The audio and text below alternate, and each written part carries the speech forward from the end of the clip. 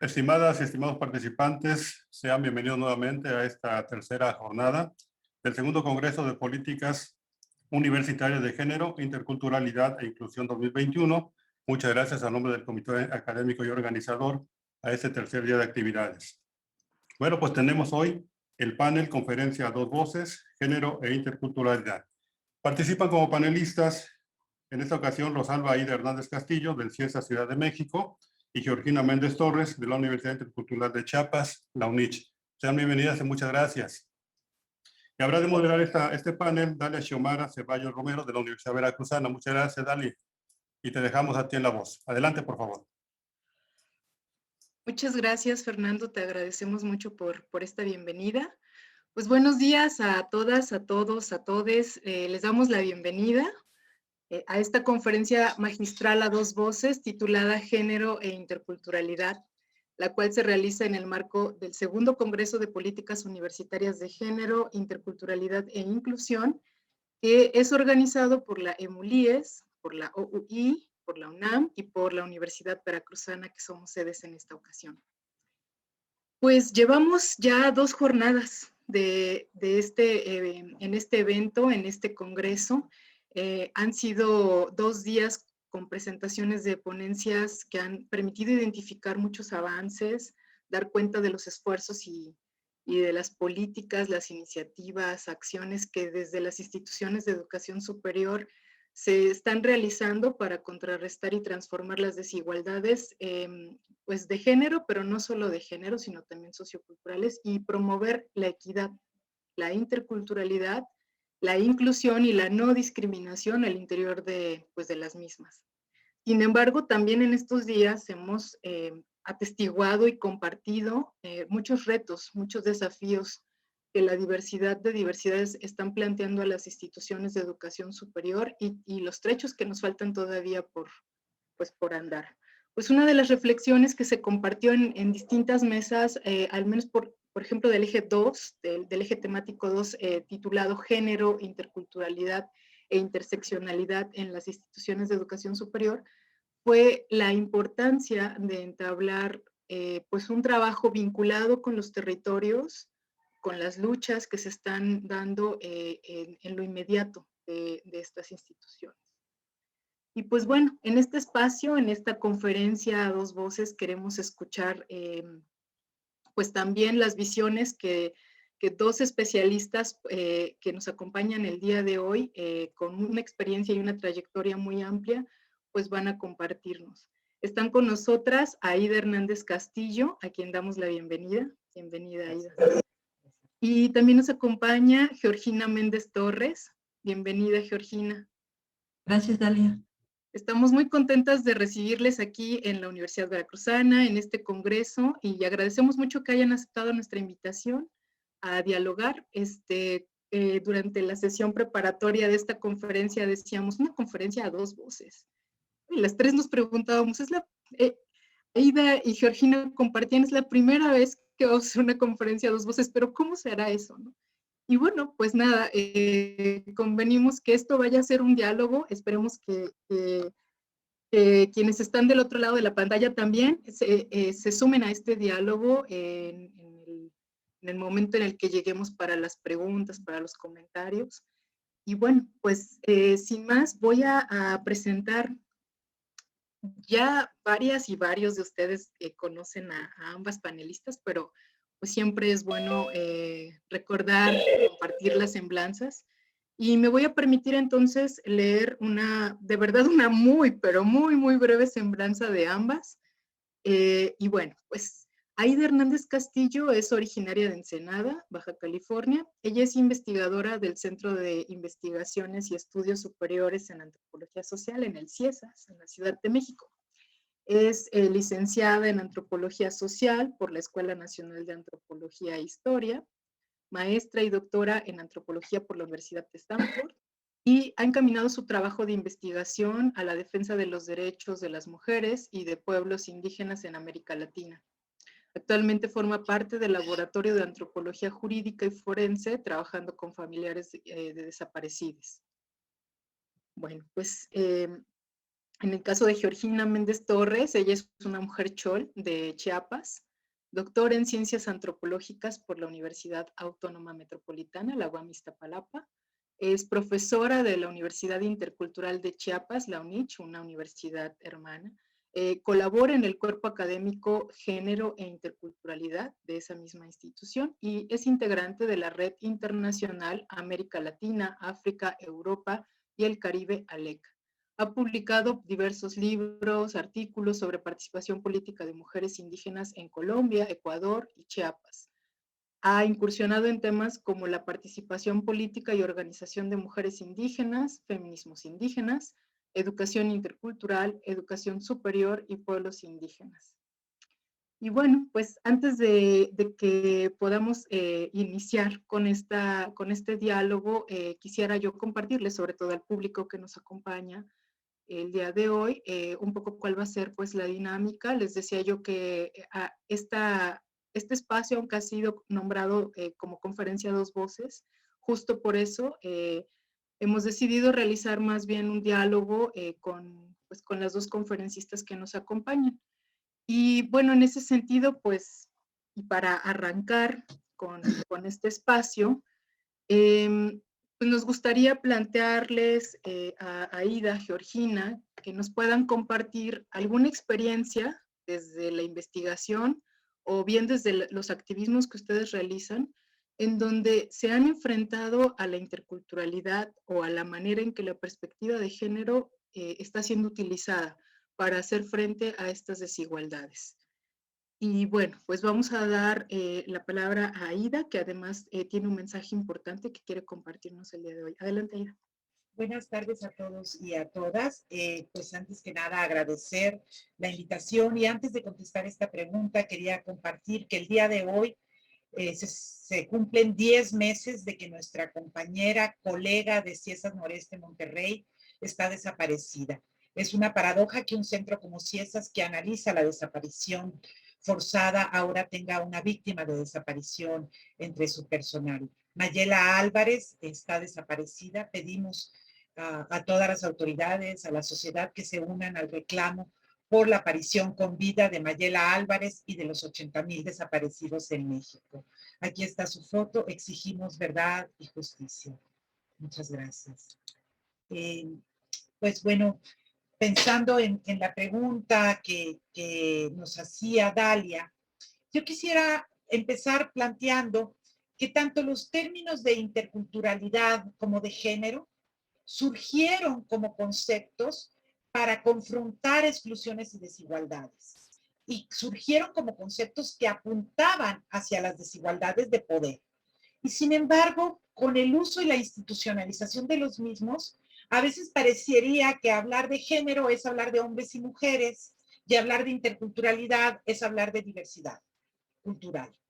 Y que el contexto al que apuntaban, que era un contexto en donde ciertas perspectivas culturales del mundo eran hegemónicas y se imponían y silenciaban a otras, y donde las culturas patriarcales imponían excluyendo a todo el mundo femenino, mujeres y cuerpos feminizados, se ha olvidado.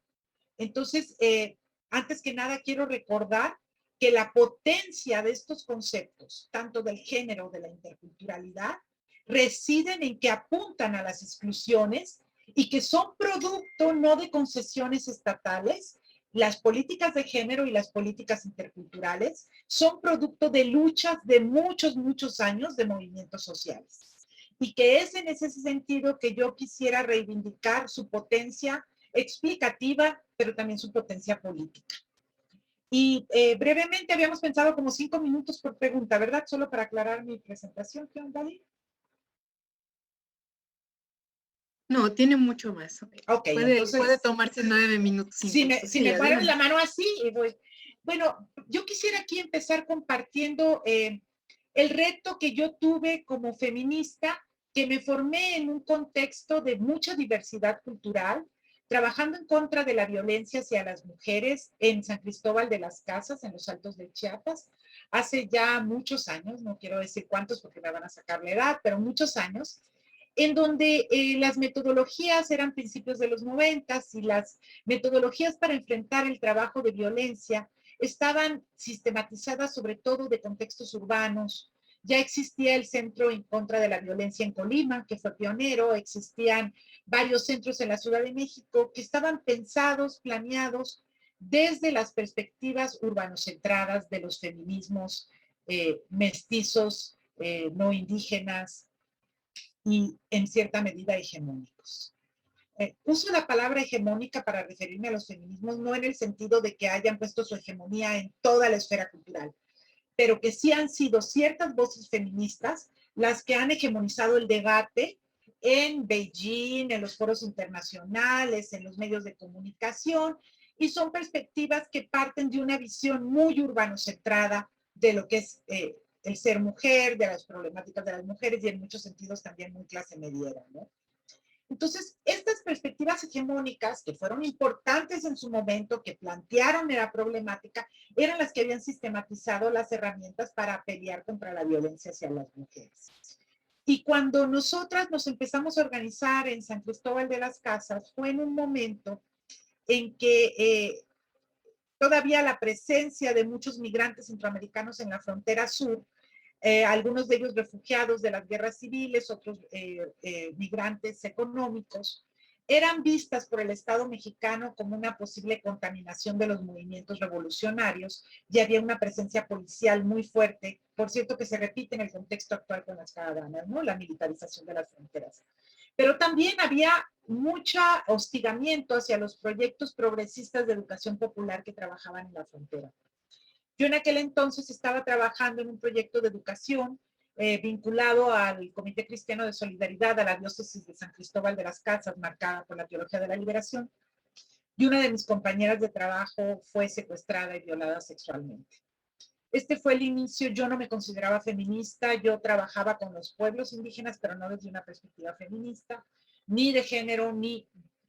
Y en ese sentido acompañé el proceso de esta colega, amiga, que era mi compañera de casa, para denunciar. Y nos encontramos con la cara más machista, misógena y violenta del sistema judicial.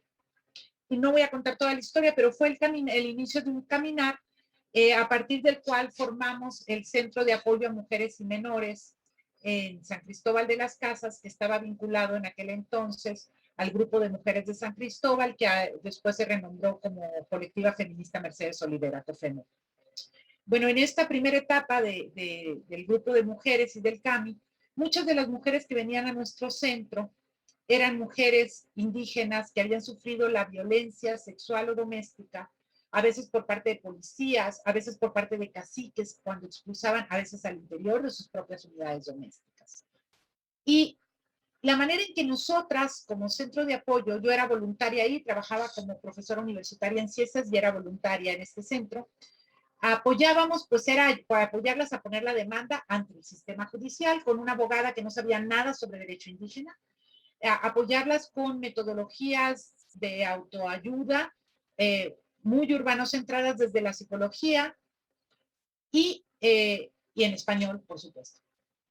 Entonces, yo como antropóloga, pues lo primero que salté era, casi por la intuición de mi formación, es que algo no está bien. ¿Cómo vamos? Por ejemplo, partíamos de la premisa que una mujer que se quedaba en una relación violenta tenía una baja autoestima y que parte del proceso de acompañarlas era fortalecer su autoestima.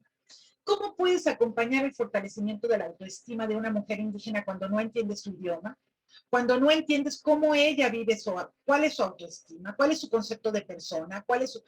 Entonces, había un problema con la metodología. No podíamos acercarnos y ayudar sin entender las maneras de ser, de pensar, de estar en el mundo. A nivel judicial, ¿cómo podíamos apoyar poniendo demandas judiciales cuando muchas veces estas mujeres, aparte de que se enfrentaban con el racismo del sistema judicial mexicano, que no tenía traductores, que estábamos en una situación, todavía no existía el artículo 2 constitucional, no había derecho a peritajes, no había derecho a traductores. Aparte de eso, pasaban por sobre sus sistemas normativos indígenas y cuando regresaban a la comunidad muchas veces eran estigmatizadas. Entonces yo planteé a mi colectiva la necesidad de explorar qué alianzas había al interior de las comunidades para poder trabajar dentro de los sistemas de justicia indígena y no siempre y necesariamente llevar el caso al Ministerio Público, porque no se trataba de ganar casos, se trataba de que las mujeres tuvieran una mejor vida. Y este fue el caminar de mi exploración en la investigación activista para entender qué tipo de posibilidades tienen las mujeres indígenas en el derecho del Estado y en la justicia comunitaria, y cómo podemos pensar en el pluralismo jurídico como una herramienta para que ellas encuentren justicia. De aquí fue el inicio de una investigación. Yo he escrito mucho sobre estos temas, ahorita no me voy a alargar, pero la idea no es ni idealizar el derecho indígena, ni satanizarlo, ni idealizar el derecho del Estado, ni solo descalificarlo. La idea es cómo podemos analizarlos críticamente para ver qué tipo de estrategias pueden tener las mujeres que son víctimas de violencia para encontrar justicia. Y esto es parte de lo que una perspectiva intercultural de género pudiera dar. Es decir, cómo podemos, por un lado, reconocer la diversidad cultural en la que se presentan los contextos de violencia y exclusión, pero a la vez no idealizar el concepto de cultura, sino entender cómo estas prácticas culturales también están atravesadas por prácticas y perspectivas de poder en las que el género tiene mucho que decir, ¿no? Los sistemas normativos indígenas tienen mucho que ofrecer a las mujeres indígenas, pero también están marcados por 500 años de colonialismo, por una ideología judio-cristiana que ha hecho el deber ser femenino, que sigue valorando que la mujer tiene que ser virgen, que sigue siendo súper heteronormativo, que sigue castigando la homosexualidad, y muchas de estas prácticas coloniales también están en muchos sistemas normativos indígenas. Pero las mujeres indígenas también han trabajado, y de eso tal vez puedo hablar más adelante, por transformar sus propios sistemas normativos, recuperando muchas de las del carácter conciliatorio y no punitivo, pero desde el sentir y el pensar de las mujeres. Y yo creo, por ejemplo, los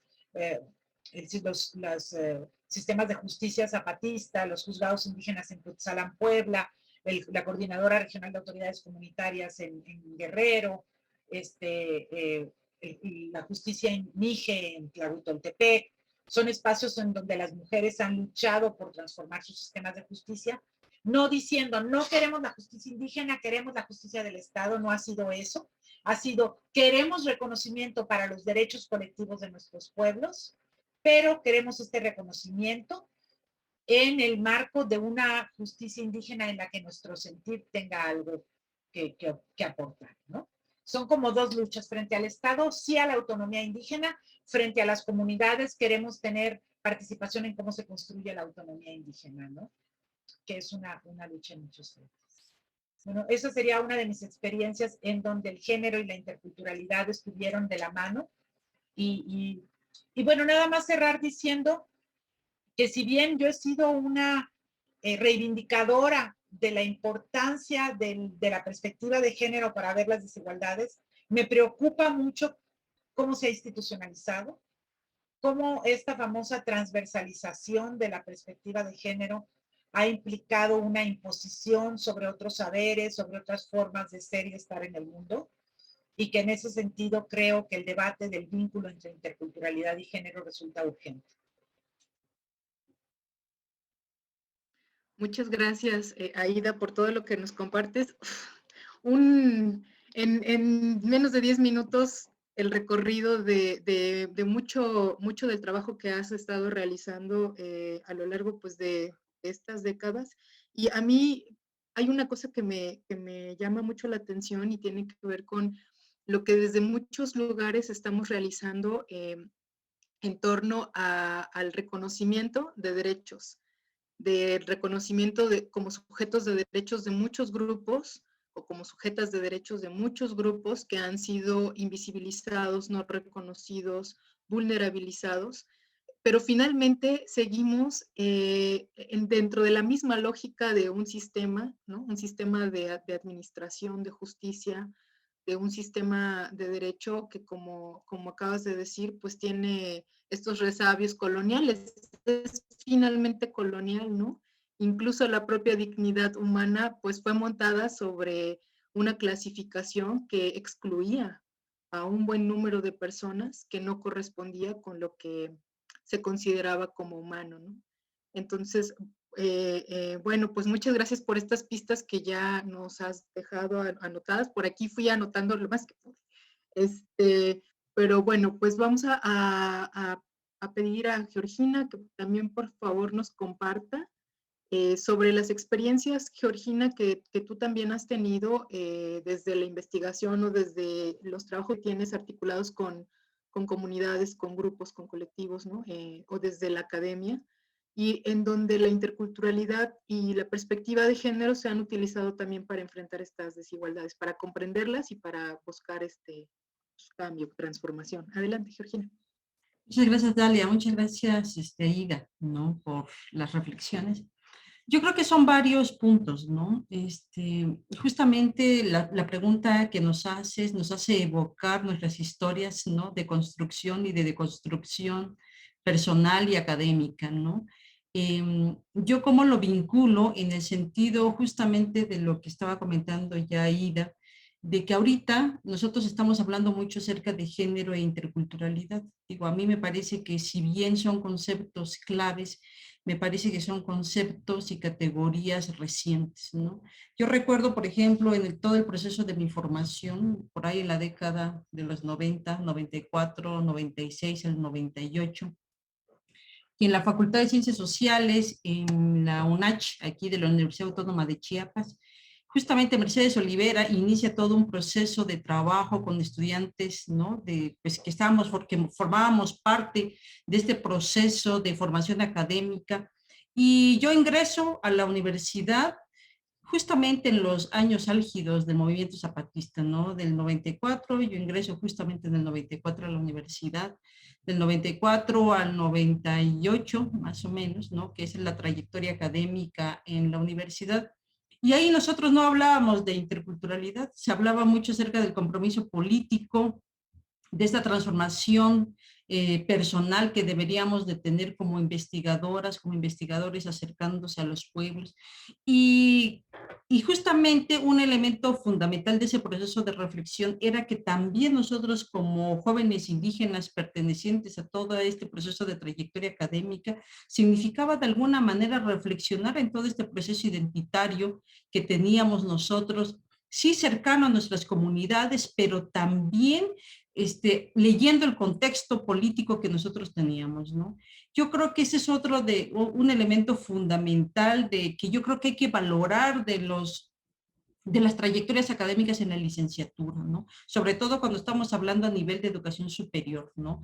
A nivel de educación superior, la intención justamente es cómo transformar esas potencialidades que tienen nuestros estudiantes a los que nosotros y a las que nosotros tenemos acceso, ¿no? Entonces, a mí esa experiencia de formación, creo yo que eso es lo que me ha marcado a lo largo de toda esta trayectoria académica que he tenido, en el sentido de que se estaba explorando temas, movimientos, el vínculo con las comunidades que obviamente como antropólogos necesitábamos tener, antropólogas necesitábamos tener, pero nos obligaba a pensar en este compromiso político con la comunidad, para la comunidad, y que yo creo que ahorita recientemente es que se vuelve nuevamente como si fueran temas novedosos, ¿no? Yo digo, justamente en la universidad en la que yo trabajo, justamente se coloca como pedagogías alternativas, le llaman, ¿no? O pedagogías, otras pedagogías, pero en realidad no es que hayan sido otras pedagogías, ya era todo un compromiso y una trayectoria política que muchos pensadores y pensadoras en América Latina lo estaban haciendo, y que justamente nos trae a colación porque había historias invisibilizadas en ese proceso, ¿no? Las historias invisibilizadas que nosotros teníamos, y que estoy hablando justamente de ese proceso de trayectoria, pues era de las historias de mujeres indígenas que traídas a la academia pareciera ser de que pues las estábamos visibilizando. Yo creo que yo también de alguna manera caí en ese juego en algún momento, porque ya después cuando lo reflexiono años recientes, yo también digo, pues efectivamente yo caí justamente en ese juego de pensar que todas las mujeres estaban subordinadas, que las mujeres indígenas no tenían estrategias en sus propias comunidades, que las mujeres indígenas necesitaban la luz, ¿no? Como para que pensaran en los derechos, ¿no? Si no es justamente posterior a todo el proceso de transformación y de tener acceso a una beca para estudiantes indígenas que yo me voy a Ecuador, ¿no? A hacer la maestría en estudios de género a Ecuador. Y el vínculo quizás con Ecuador y la lectura, ¿no? Fuera del país, a un movimiento distinto como es el ecuatoriano y que es un referente internacional de movimientos de mujeres, del movimiento indígena, de alguna manera eso terminó de afianzar, ¿no? Esta pregunta por la participación en la historia de las mujeres en los movimientos, ¿no? Y desde los movimientos, ¿no? Entonces, todo este discurso que yo le sigo efectivamente llamando como un discurso de la interculturalidad y del género, sigue siendo yo creo que unas etiquetas que le estamos colocando nosotros a estos movimientos y a estas estrategias que ya existían, ¿no? Yo justamente una de las cosas que yo he dicho es que a veces se trata de disfrazar este sentido de la inclusión y de la pluralidad, asignando etiquetas a movimientos que ya existían, ¿no? O sea, yo coincido con Aida en el sentido que dice que estas luchas, ¿no? La lucha, por ejemplo, por una educación propia desde los pueblos, para los pueblos y surgido desde los pueblos, ¿no? No es una lucha que a lo mejor en nuestros mapas curriculares están incluidos, pero es una lucha que responde justamente a la movilización política de los pueblos, ¿no? Que se ha institucionalizado en mapas curriculares, ¿no? Por ejemplo, nosotros como universidades interculturales siempre estamos diciendo, ¿no? Y yo también lo he dicho, que nuestros mapas curriculares incluyen, no tienen una perspectiva como más flexible en el sentido de que hay una posibilidad de diálogo de saberes, pero yo sí creo que sigue, que todavía como docentes y como profesionistas que estamos vinculados a estas universidades, nos implica repensar justamente el compromiso político que tiene la academia con la lucha de los pueblos, ¿no? Porque pareciera ser que sigue siendo todo un ausente de este silencio que tenemos las universidades con otras luchas de otros pueblos, ¿no? Y yo creo que justamente ahí está el engranaje, ¿no? Puede ser que esté un poco,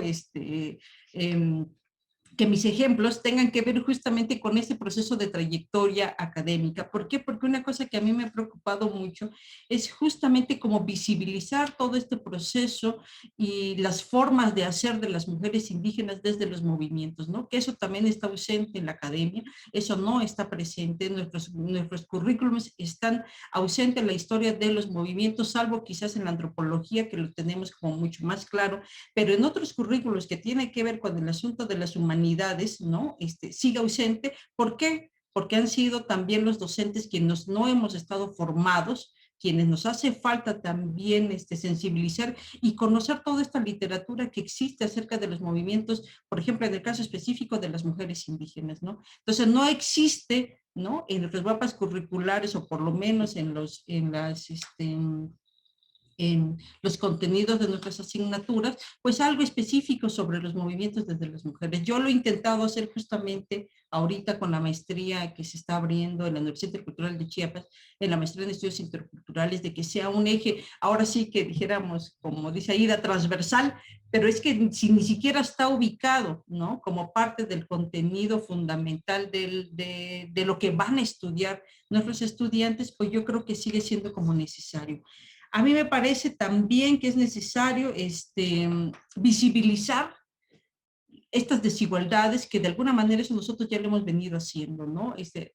Otra cosa que yo creo que es fundamental, a diferencia de otro tipo de académicos, es de que como no hemos sido estudiados, como nos desconocemos entre nosotros, como siempre conocemos a la academia homogeneizante, a la academia que se ha impuesto en nuestras mismas formaciones, nosotros mismos también carecemos de estos elementos fundamentales para poder reflexionar entre nosotros y para nosotras, ¿no? Entonces a mí me parece que eso es fundamental y yo creo que justamente ha sido parte como de esta lucha que yo he tenido, ¿no? Como quizás a veces solitario, a veces en colectivo, a veces juntándome con otras compañeras, ¿no? Compañeros indígenas también y compañeras indígenas, que estamos justamente como en esta lucha, como de visibilizar. Ahora sí que yo no quiero utilizar lo de otras literaturas, ¿no? Porque a veces no coincido con eso de otras literaturas, pero esta literatura existente desde los movimientos, ¿no? Y que sea justamente en la academia, o esta academia en la que de alguna manera pertenecemos, porque pues sí pertenecemos a estas academias institucionalizadas, que sean conocedoras de todos estos procesos. Y yo creo que justamente podemos hablar ahí acerca del género y la interculturalidad como unas etiquetas, pues hay que seguir discutiendo en nuestros espacios universitarios, y hay que seguir discutiendo siempre en relación con el tema de los movimientos, ¿no? Pues eso podría decir ahorita, ¿no? Sí, Dalia, adelante, ¿me Aida. dejas Sí, reaccionar con los diálogos? Bueno, antes que nada, claro. decir que es un honor para mí compartir este espacio con Georgina. Georgina ha sido mi maestra desde hace muchos años en el caminar. Es una de las pocas intelectuales mexicanas que ha tenido la posibilidad de trabajar con movimientos indígenas en Colombia, en Ecuador, en Guatemala. No mencionaste Guatemala, Dalia, pero también Georgina ha estado en Guatemala y en Chiapas y nos ha traído esas voces. Pero solamente quería reafirmar con respecto a algo que dijo Georgina, de que muchas de esas teorizaciones estaban ya ahí, nada más que no usaban la palabra interculturalidad o no usaban la palabra género, pero sí hablaban de cómo si los saberes del mundo estaban siendo silenciados por una sola forma de saber, de ser, de estar. Y mientras hablaba Georgina, yo pensaba en el segundo manifiesto de Barbados, que fue todavía de los 70, creo que es del 77, que si no lo conocen, búsquelo, está en internet. Fue un documento hecho por intelectuales indígenas de de toda América Latina, creo, o de las Américas, no estoy seguro si había también nativoamericanos, pero de América Latina de seguro, en donde ellos hablan ya del colonialismo epistémico, del colonialismo que impone sus saberes. Y me llama mucho la atención porque ahora que está de moda todo esto de las teorías descoloniales y la colonialidad, tuvo que llegar de Estados Unidos, sí, de la diáspora latinoamericana, Walter Miñolo, Grossfogel, pero Escobar, pero viene del norte al sur. O sea, repetimos, es un juego muy interesante que Silvia Rivera Cusicán que ha analizado, porque estos intelectuales de la diáspora en Estados Unidos se inspiran de las teorizaciones de los movimientos en América Latina, las traducen al inglés, las publican y luego se nos regresan a nosotros y entonces ya empezamos nosotros a citar la descolonialidad, los estudios de colonialidad, modernidad, etcétera, cuando esas teorizaciones estaban desde el 77 en manifiestos políticos. Entonces, plantear también que un reto de estas universidades interculturales y también centros como el CIESAS que no se nombran interculturales, pero que deberían de ser interculturales, es diversificar nuestra currícula y ver que existen muchas formas de teorizar que no siempre están en el lenguaje de Butler o de Bourdieu o de Foucault, que están en forma de poesía, que están en forma de manifiestos políticos, pero que están teorizando sobre estas complejidades que nosotros llamamos ahora interculturalidad, interseccionalidad, ¿no? Lo mismo con el concepto de interseccionalidad. Desde cuando muchas líderes indígenas estaban diciendo es que la violencia que sufrimos no es solo por ser mujeres, no es difícil separar el ser mujer de ser indígena, de ser pobre, pero tuvo que llegar el texto de Kimberly Crenshaw con el concepto de interseccionalidad para que todas empezáramos a decir a género no es suficiente, ¿no? Entonces, sí creo que parte de esta descolonización tendría que ser el reto de diversificar la currícula y de incluir esta diversidad de voces que nos están hablando de cómo pues vivir el mundo de otra manera y discursos emancipatorios que no siempre hablan desde el discurso del derecho, ¿no? Estamos muy acostumbrados a los derechos de las mujeres, los derechos de los pueblos, los derechos del LGBT, pero se habla, me gustó cuando Georgina dijo, bueno, en mis tiempos hablábamos de justicia, hablábamos de revolución, hablábamos de transformación, hablábamos de imperio, y ahora todos esos conceptos que apuntaban al corazón del poder se han cambiado por género, interculturalidad, derechos, ¿no? No digo que no sean importantes, también son discursos emancipatorios, pero hay otras maneras, otros discursos emancipatorios que de repente ya no escuchamos. Gracias, Aida. Creo que esto que nos han compartido, sí, adelante, Georgina. Adelante. Ya estábamos aquí, Cuéntanos. ¿no? Y estamos emocionados, ¿no? Bueno, es que, bueno, no es que sea, ¿cómo se dice? Este, una promoción, pero justamente Aida, creo que dentro de poco no van a presentar este libro Feminismo sin Fronteras, ¿verdad? Ah, bueno, entonces justamente en ese libro habla, en algún capítulo de ese libro, habla de cómo vigilar las pedagogías, ¿no? Las pedagogías internas y que le llama las pedagogías disidentes y que efectivamente, pues en América Latina, si algo hemos hablado acerca de las dichosas pedagogías, tiene que ver con este asunto de las pedagogías disidentes, ¿no? Entonces ahí justamente retoma, pues, parte de las luchas en América Latina, pero también habla de que si bien dice que en la academia se ha teorizado mucho acerca de la raza, el racismo, la exclusión, la discriminación, la violencia, la desigualdad, eso se ha teorizado, ¿no? Y que está muy bien teorizado. Ahí el problema, dice justamente Chandra, dice, ¿cómo lo hacemos nosotros para vigilar nuestras prácticas pedagógicas, ¿no? Estas prácticas pedagógicas que al final terminan siendo institucionalizadas, pero que no se ha revisado con mucho cuidado. Y esas prácticas pedagógicas creo yo que justamente es necesario. ¿Por qué? Porque de verdad, yo lo veo cotidianamente en la universidad, ¿no? Yo veo cómo nos enfrentamos pedagógicamente a lo que nosotros teorizamos y que decimos que son otros saberes, otros modos, otra forma de ser, o sea, cómo visibilizar esa comunidad y esa vivencia en comunidad en este espacio universitario institucionalizado. No lo sabemos. Nos confrontamos justamente con lo que decía Aida hace rato, con el tema de la lengua, ¿no? O sea, son nuestros estudiantes quienes tienen que saber español porque el docente no sabe tal Xochichol, Tojolabal, ¿no? Entonces, ¿cómo se traduce? Después nos enfrentamos al tema de los trámites institucionalizados que tiene la universidad y que tiene que cumplir con todo este asunto de la calidad de la universidad porque estamos apegados a este sistema de calidad universitario, ¿no? A pesar de que justamente en el caso, yo hablo justamente de las universidades interculturales, a pesar de que las universidades interculturales tienen una intención, ¿no? Porque solamente nos quedamos en la intención, en esta intención de conjuntar saberes y conjuntar otra forma de relacionarnos, pedagógicamente no lo sabemos hacer. ¿No? Si algún quiebre tenemos nosotros en las universidades es el tema de la vinculación con la comunidad. ¿Cómo se hace el tema de la vinculación con la comunidad? ¿No?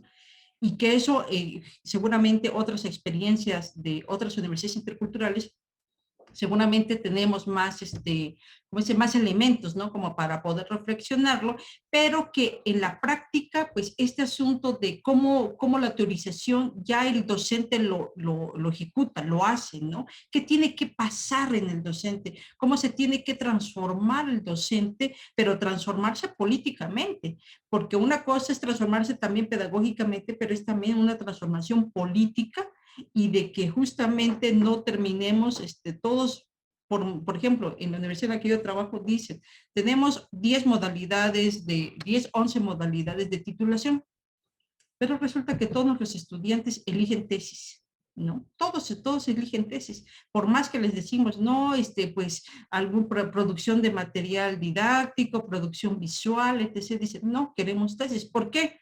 Porque en la maestría a mí me van a pedir la tesis, ¿no? O sea, me van a pedir una reflexión académica sobre eso, entonces no me van a preguntar, ay, ¿decides producción audiovisual? No, sí, bueno, eso no vale, ¿no? Entonces, ¿ves? Es todo un engranaje bien complejo cuando ya queremos nosotros y nosotras reflexionar ya en la práctica cómo le hace uno para transformar esa realidad cotidianamente a la que se enfrentan nuestros estudiantes, ¿no?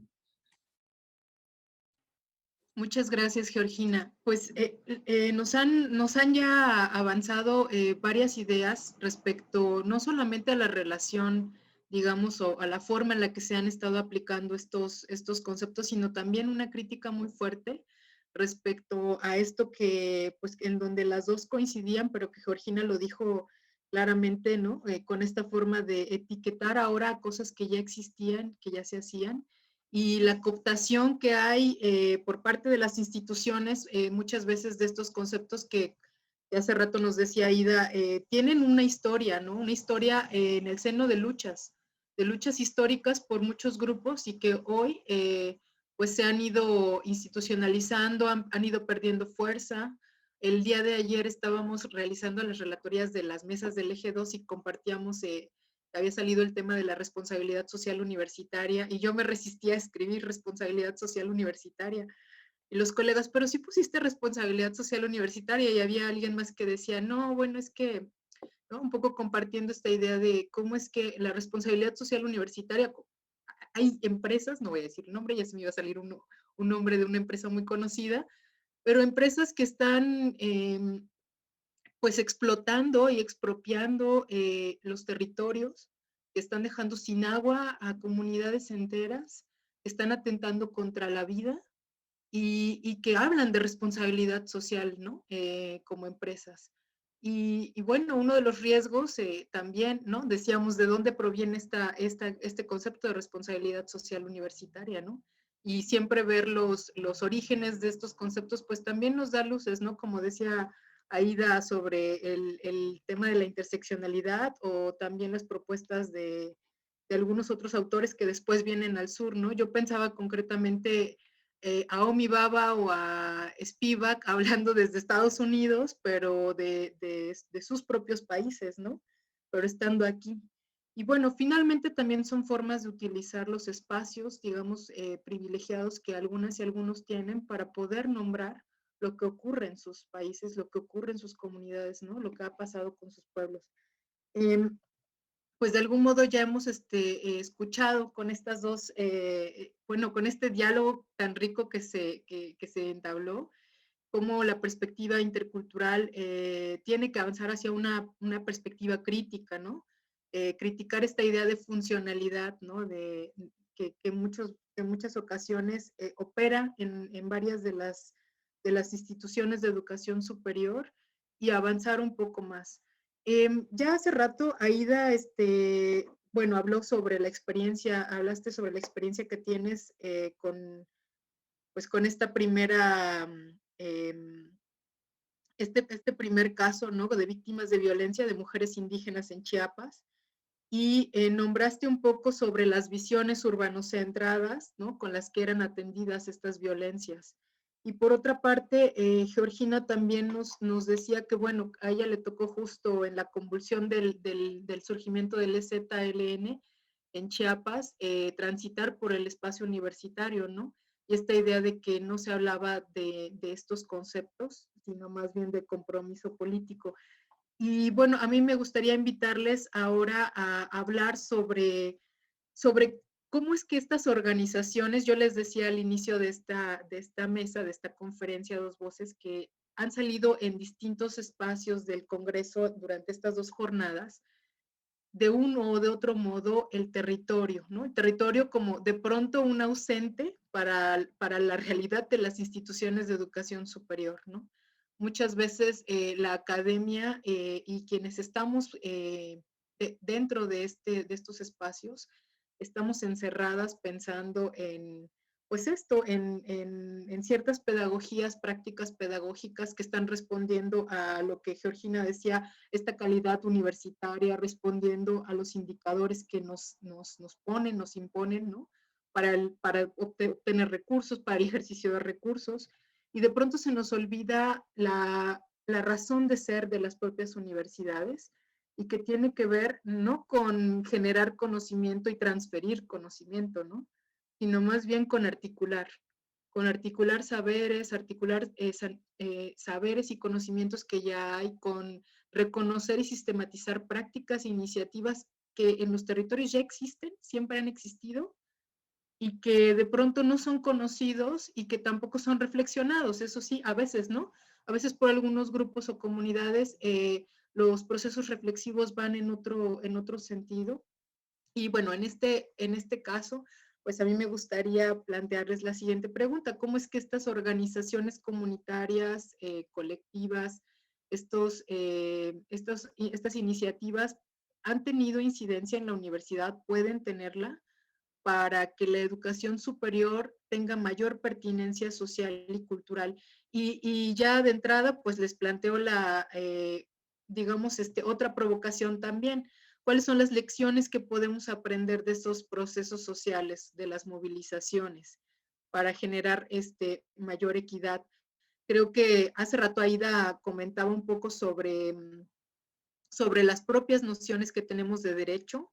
Igual Georgina también lo hizo, ¿no? ¿Qué estamos entendiendo por acceder a equidad, ¿no? Bueno, por ejemplo, el caso de Inés y de Valentina, pues es muy claro, ¿no? Nos ha también ofrecido una perspectiva crítica de eso que entendemos por justicia. Y de pronto pensar desde las lógicas de la creación o el diseño de políticas universitarias de género, interculturalidad e inclusión, resulta valioso, ¿no? Considerar todas estas lecciones y estas experiencias que los territorios nos dan, nos ofrecen, y que a veces tenemos oídos pues sordos, ¿no? Y no escuchamos ni tenemos la capacidad de humildad como para aprender desde este lado qué es lo que tienen que decirnos, ¿no? Entonces, bueno, pues quien guste puede iniciar. Bueno, si quieren, nos estábamos. Bueno, primero, antes de contestar directamente a tu pregunta, quería compartir algo. Me quedé yo pensando sobre esto de la apropiación de los conceptos que surgen de los movimientos sociales y que pierden su radicalidad política, ¿no? Interculturalidad, género, derechos. Y quería, hay un texto hermoso que escribe el escritor John Berger en un libro de Arundhati Roy, que se llama La álgebra de la justicia infinita. Y en la introducción, él hace una introducción sobre cómo el lenguaje se está convirtiendo en un arma que nuestros conceptos radicales, como justicia infinita, que así se llamó una campaña militar en el Golfo Pérsico de los Estados Unidos, ¿no? Se llamaba Justicia Infinita. Cómo nuestros conceptos estaban siendo apropiados. Y él en esta introducción hace un llamado y dice, bueno, los intelectuales públicos, como él llama a quienes intervienen en el debate público, se han especializado en el lenguaje. Es un área en la que tenemos, y creo que los profesores universitarios y muchos de los que están aquí, de los 137 que están conectados, tienen como una de sus áreas de expertise el lenguaje, ya sea el lenguaje para enseñar o el lenguaje para escribir. Y que ahí tenemos que dar una batalla para recuperar la radicalidad política de muchos términos que nos están robando. Nos quitaron, logramos que se reconociera la desigualdad de género y nos quitan el concepto de género para convertirlo en un término de política pública para hablar de hombres y mujeres. Logramos que se reconocieran las herencias coloniales y su violencia y surge la institucionalización de los estudios decoloniales como estudios culturales. Entonces, tenemos que recuperar la radicalidad política, no ir renunciando porque nos vamos a quedar sin palabras. Eso pasa con feminismo y ese es un debate que yo tengo con varias colegas, varias amigas mías como Aura Cumes, que antes se declaraban feministas mayas, ya no quieren usar el término de feminismo, porque plantean que el término de feminismo ha sido un término muy racista que no ha incluido a las mujeres indígenas. Y yo digo, tenemos que no nos van a dejar sin palabras, nos quitan todos los discursos emancipatorios.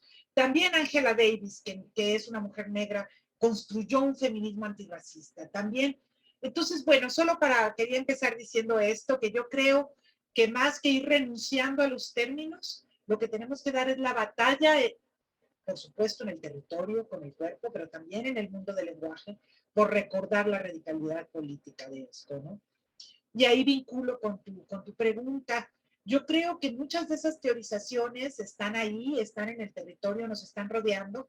Y es muy interesante cómo muchas veces, y esto es mucho el caso de las universidades interculturales, pero también de otros centros, están sobre territorios indígenas en donde ha habido luchas históricas, en donde la gente ha puesto el cuerpo y ha puesto la vida por luchar por esos términos que se enseñan en la universidad.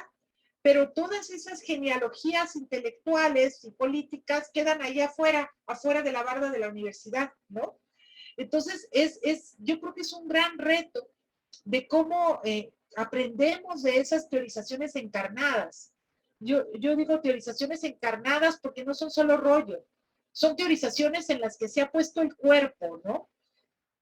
Y bueno, para mí, de estos movimientos sociales que han sido así fundamentales, por ejemplo, el tema del racismo. El tema del racismo en México tenemos que reconocer que lo pusieron en la mesa del debate político y de ahí en la academia el movimiento zapatista en el 94. Porque, y el movimiento indígena a nivel continental.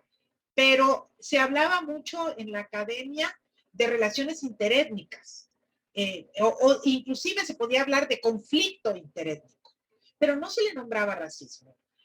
Todavía en los 90, esta es una anécdota que yo he contado en muchos lados porque es parte de la historia negra de mi institución. Olivia Gall sometió un proyecto para concursar por una plaza comparando el racismo de las élites liberales de Tuxtla, que era un racismo integracionista, con el racismo de las élites conservadoras de los Altos de Chiapas, que eran segregacionistas. Y ella no ganó la plaza, ella no trabaja en CIESAS, trabaja en la UNAM, y me enseñó el dictamen de su proyecto, donde le decían que partir de la existencia del racismo era una pregunta ideológica. Entonces, que no podía hacerse una investigación sobre el racismo porque el racismo era porque asumir que el racismo existiera un prejuicio ideológico. Entonces, no era una pregunta válida de investigación. Y te estoy hablando no de te estoy hablando de los años 90, ¿no? Creo que fueron los movimientos indígenas, el movimiento zapatista de una manera muy visible en el caso mexicano, los que apuntaron al racismo no como un problema ideológico, como un problema estructural que marcaba las instituciones, que marcaba las políticas públicas, que marca las políticas públicas, que marca las políticas educativas. Entonces fue el movimiento social el que obligó, ahora sí, 2020, está la red Integra, que es una red de puros académicos que estudian el racismo en distintos ámbitos, por cierto, coordinado por Olivia Gall en la UNAM, pero donde están Federico Navarrete, donde está Mónica Moreno, donde está Judith Bautista. Entonces, está la red Coopera, que estudia el racismo, está la red Polar, creo que se llama, que es un proyecto a nivel latinoamericano de movimientos antirracistas, donde está Mara Viveros. Pero esto no era posible en los 90. ¿Cómo llegó esta inquietud académica que se convirtió en un tema de investigación a las aulas por los movimientos sociales? Los movimientos sociales apuntaron hacia una problemática que no es posible entender la complejidad de la desigualdad en México solamente con los lentes marxistas que teníamos en los 90, que eran los lentes de clase, porque esas desigualdades de clase están montadas en un legado colonial que utiliza el racismo como principal herramienta para inferiorizar, para despojar, y esos saberes están en el territorio, para volver a tu pregunta, ¿no? Entonces yo creo que cuando decimos teorizaciones encarnadas, nos referimos a que muchos de estos saberes que nosotros estamos ahora reivindicando como conocimiento crítico en el aula, son saberes que se están utilizando en las praxis políticas en el entorno que nos rodea, ¿no? El otro ejemplo que tú mencionabas ahorita, no sé si alcanzo a decir muy brevemente, lo de Inés, ¿sí? Bueno, ya van a ser 10 años, por cierto, que una mujer indígena de la montaña de Guerrero, Inés Fernández Ortega, y una joven menor de edad, Valentina Rosendo Cantú, fueron violadas por efectivos del ejército mexicano. Las dos pertenecían a una organización indígena, la OPIM, Organización Indígena del Pueblo Mepa, que estaba denunciando los impactos de la militarización en la montaña de Guerrero, que quemaban, con el pretexto de la guerra contra el narcotráfico, quemaban cultivos, entraban a sus territorios. Y ellas estaban organizando el sector de mujeres de la OPIM y casualmente el ejército llega a su casa de Inés y la viola sexualmente en frente de sus hijos y a Valentina en un río mientras lavaba. Con estas estrategias contrainsurgentes que han estado en toda América Latina presentes de utilizar la violencia sexual contra las mujeres organizadas. Y después de un largo caminar, ellas deciden, sin encontrar justicia, enfrentando el racismo, se vinculan a una organización de derechos humanos, a Tlachinola, en la montaña de Guerrero, y quieren llevar el caso a la Corte Interamericana. Pero cuando deciden llevar el caso, Inés planteaba algo muy claro y decía, bueno, es que este no es un problema mío, no es solo que a mí me violaron. Esta es parte de una historia muy larga de mi pueblo. Mi pueblo ha estado violando sus territorios, violando a sus niñas, violando a sus mujeres desde hace muchos años. En esta zona se dio la masacre del Charco también, perpetrada por militares también en la región. Entonces para mí, que los 3 militares que me violaron los metan en la cárcel no es justicia. Para mí justicia es que los militares no puedan seguir entrando a los territorios, aterrorizando a mis hijas, a mis sobrinas, que mis niñas puedan crecer con seguridad, que cuando el ejército o cualquier autoridad estatal quiera entrar a nuestros territorios pida permiso. Para mí justicia es que se respeten los cuerpos de todas las mujeres, no solamente el niño. Para mí justicia. Y empieza a plantear todo un concepto de justicia que va más allá de su persona individual. Y fue por esta perspectiva que la Chinola se acercó a mí para hacer un peritaje que planteara el impacto comunitario de la violencia sexual. Pero eran las teorizaciones que ya estaban en los conceptos de Inés, que iban más allá del concepto liberal de derechos que tenía el feminismo. ¿Qué cosa más personal que mi cuerpo es mío? Decían las feministas urbanas. Nadie puede decidir sobre mi cuerpo es mío nada más. Bueno, ahí ella estaba planteando, mi cuerpo no acaba donde acaba mi carne. Mi cuerpo incluye mi territorio, mi cuerpo incluye mis ríos, mi cuerpo incluye mi comunidad, mi cuerpo incluye todas las niñas de la comunidad. Cuando violan mi cuerpo ponen en peligro a todo mi entorno. No quiero justicia solo para mí, quiero una justicia integral que también respete mi territorio. Ella está teorizando sobre el cuerpo ahí, está confrontando una perspectiva individualista del cuerpo y de los derechos, ¿no? Entonces son lecciones que vienen desde el territorio para nuestras visiones liberales de derechos, de litigio, de justicias y de las que hay mucho que aprender. Muchas gracias, Aida. Muchas gracias por compartirnos. Voy a pasar a dar la palabra a Georgina para que nos compartas un poco sobre estas lecciones que podemos aprender de los territorios, Georgina. Adelante. Bueno, yo me voy a referir justamente a este proceso de movilización de las mujeres indígenas en América Latina, ¿no? Un poco haciendo referencia quizás más a todo este proceso, si lo queremos, más de la teorización en el sentido de la publicación de los textos de las mujeres, ¿no? Por ejemplo, y que creo que también Aida las conoce muy bien, las mujeres mayas de Caglá, por ejemplo, en Guatemala, que son un grupo de mujeres indígenas que han estado escribiendo sus historias, y yo siempre las traigo a colación. ¿Por qué? Porque hemos estado hablando de todo este proceso de invisibilización de la historia de las mujeres, de su proceso de teorización y reflexión, de las historias de opresión y de cómo han vivido las mujeres y cuáles han sido como las estrategias que las mismas mujeres han impulsado desde los territorios, desde sus organizaciones para poder contrarrestar y poner a discusión la violencia, el racismo y la discriminación, ¿no? Entonces las mujeres, por ejemplo, mayas de Caglá, ellas tienen toda una producción intelectual muy importante que vale la pena revisar. Vale la pena revisar como movimientos y como académicos. Si algo y alguienes tienen una producción intelectual escrita, que como estamos acostumbrados a leer, ¿no? Porque podríamos decir, pues está toda la producción y la teorización de las mujeres de manera oral. Las mujeres mayas de Caglá han intentado justamente hacer todo este proceso de sistematización de sus historias, ¿no? A través de libros, como estamos acostumbrados en la academia a leer, ¿no?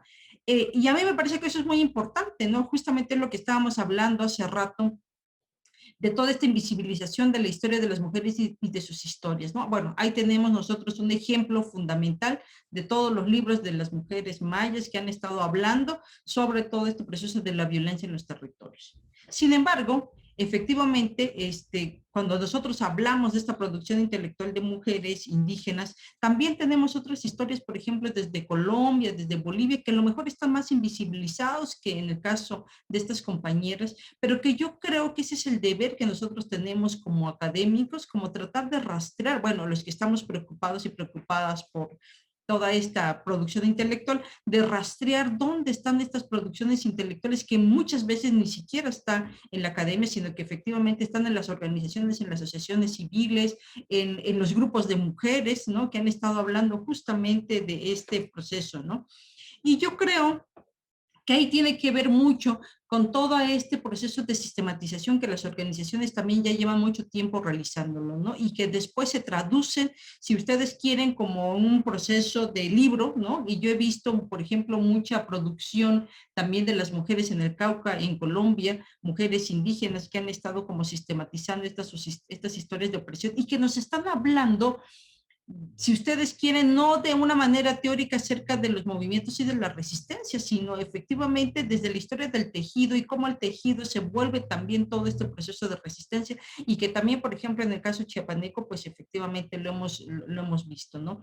Entonces yo creo que tenemos una gran diversidad de aprendizajes a través del movimiento y que yo creo, y sigo trayendo la colación, que es justamente a partir de todo este aprendizaje y de toda esta producción, porque no podremos decir nosotros que no existe esta producción, el problema es que no las vemos, pues ahí están, ¿no? Nosotros no los vemos. Entonces, ¿cómo la universidad se transforma a partir de todos esos elementos que ya están a la mano y que justamente lo anoté aquí para que no se me olvide, ¿no? Y que en realidad no es para que se olvide, justamente eso, para evitar lo que comentaba Ida, de que toda esta producción se quede más allá del portón de la universidad. O sea, de aquí de la universidad para acá somos interculturales y fomentamos y se queda en las cuatro paredes como una reflexión teórica, pero de la barda o del portón para allá ya no somos interculturales, ¿no? O sea, y además hay otro problema que yo creo que es necesario visibilizar, ¿no? Por ejemplo, en la universidad en la que yo trabajo, ¿no?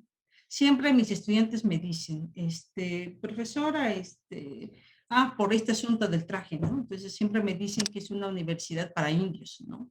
O sea, en el común y cotidiano, las universidades interculturales terminan siendo etiquetadas justamente por la vinculación también que tienen con los territorios, porque dicen quién es su población a la que atienden, son poblaciones indígenas que supuestamente, según los decretos de creación, son poblaciones desfavorables que no tienen las condiciones y entonces el Estado acerca a la universidad a estos espacios, ¿no?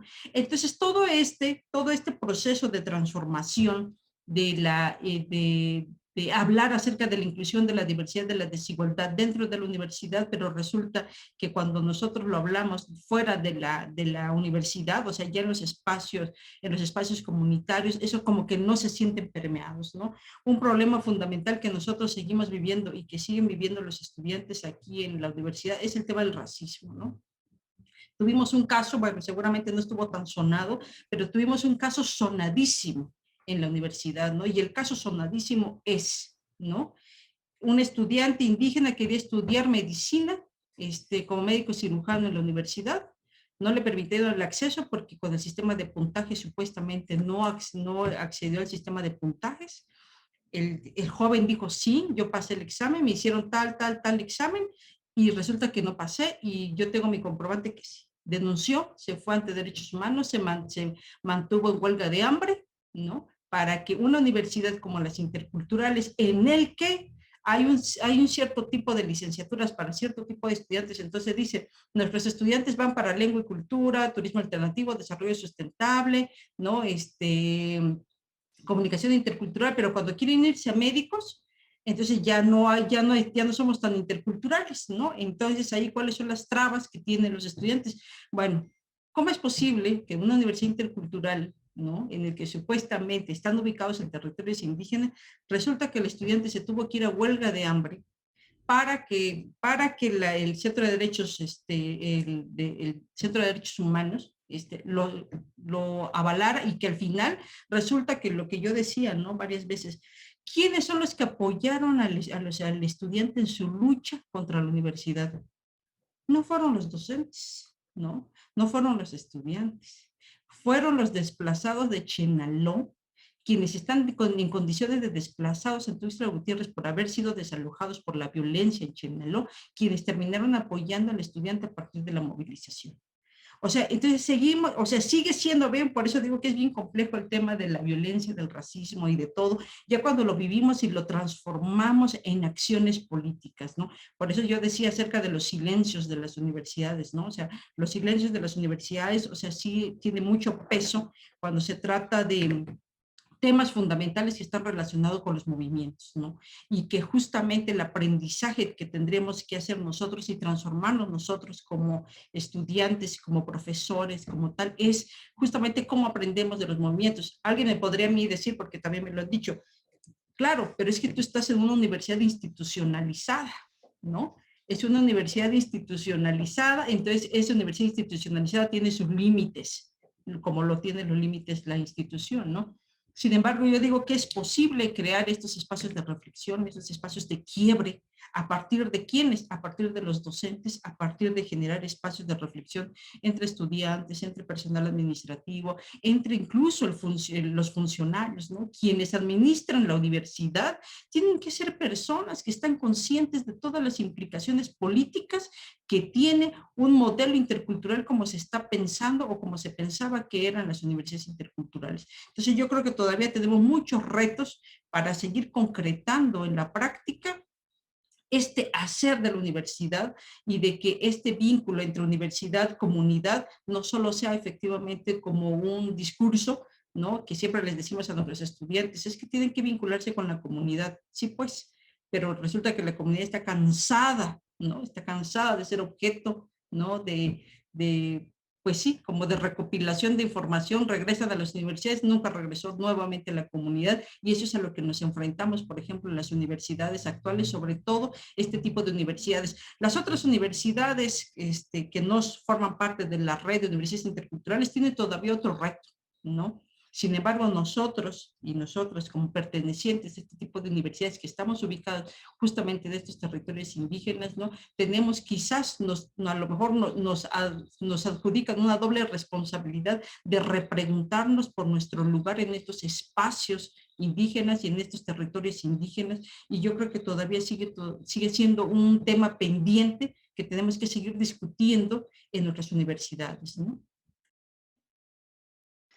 Sí, efectivamente. No, y bueno, sí, creo que sí, nosotros tenemos como universidades interculturales mayor compromiso, ¿no? Mayor compromiso justo por la razón de ser de estos proyectos educativos y los principios que ética y políticamente están en los fundamentos de la propia propuesta, ¿no? Sin embargo, no nada más las universidades interculturales tienen este compromiso, sino todas las universidades, todas las instituciones de educación superior. Y allí sí tiene que ver con un asunto de derechos, ¿no? Finalmente, con una obligatoriedad. Las instituciones de educación superior somos sujetas de observancia y en ese sentido tenemos que respetar como mínimo lo que está, digamos, consagrado y reconocido como parte de los derechos humanos, ¿no? De las personas incluidas, el derecho a acceder a una vida universitaria y a un espacio, ¿no? A una educación sin discriminación, sin exclusión, sin sexismo, sin violencias de todo tipo, ¿no? Aida, ¿querías comentar algo? Sí, iba un poco en el sentido de lo que tú acabas de decir, que lo paradójico es que parecería que los indígenas son los que tienen que ser interculturales y que el gran reto es cómo interculturalizamos a todas las universidades, ¿no? Porque se sigue pensando entonces que las universidades interculturales están tratando de resolver el problema de los pueblos indígenas. Y el problema es el problema de la ciudadanía del país entero que está sufriendo y ejerciendo exclusiones, ¿no? Entonces, yo creo que hay un gran reto de cómo este tipo de debates marcan a toda la educación superior. Por ejemplo, la UNAM abrió este programa de México Nación Multicultural, pero es un programita, se sigue pensando, o sea, el asunto es cómo eso atraviesa la UNAM, no es un programa, ¿no? Es igual como el CIEG, el programa de género. No, el asunto es cómo los que se están formando como médicos en la UNAM entienden desde una manera no prejuiciosa los saberes médicos de los pueblos indígenas, se relacionan con la partería desde otro lugar, cómo el programa de ciencias forenses que se abrió ya en la UNAM reconoce los saberes de los familiares de desaparecidos, que son los principales analistas de contexto. ¿Cómo, o sea, cómo logramos abrir la universidad a estos saberes? Y en ese sentido yo quiero aprovechar este espacio para hacer una crítica a mi propia institución, y es la falta de discusión que hay en los centros de posgrado y en el caso específico de ciencias sobre acción afirmativa y lo que implica acción afirmativa. Si vemos las raíces de lo que era la acción afirmativa, era cuando tienes a dos candidatos, ya sea para un posgrado o para una plaza, que tienen las mismas calificaciones, no es que vas a agarrar a alguien que no tiene cualificaciones, sino que tiene las calificaciones, vas a optar por aquellos que han sido históricamente excluidos. Y tenemos ahorita, estamos en proceso de selección de CIESAS y me acabo de enterar que ninguna de las candidatas indígenas en nuestro programa de doctorado fue aceptado. Entre ellas, una líder intelectual mapuche no pasó.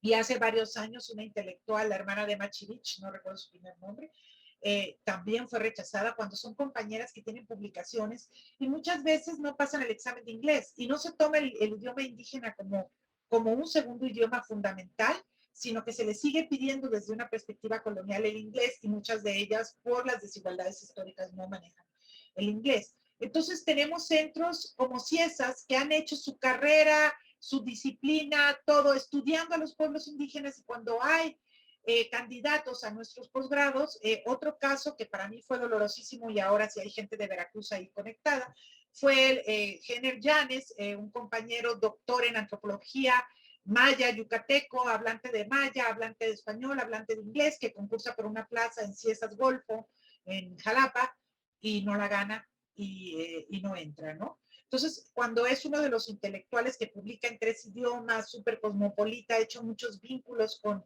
la comunidad indígena transnacional de los maoris, o sea, quien sería, porque trae no solo su conocimiento académico, trae sus experiencias, sus redes, sus vínculos, tienen una experiencia que enriquecería nuestras instituciones. Y para nada, ¿no?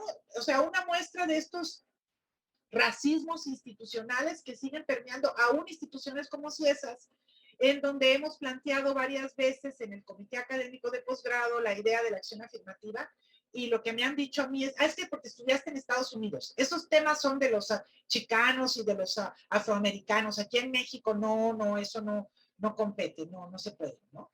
Entonces yo creo que son temas pendientes que enriquecerían el proceso de interculturalización de nuestras instituciones, que sigue siendo una asignatura pendiente en México. Muchas gracias, Aida. Sí, efectivamente, ¿no?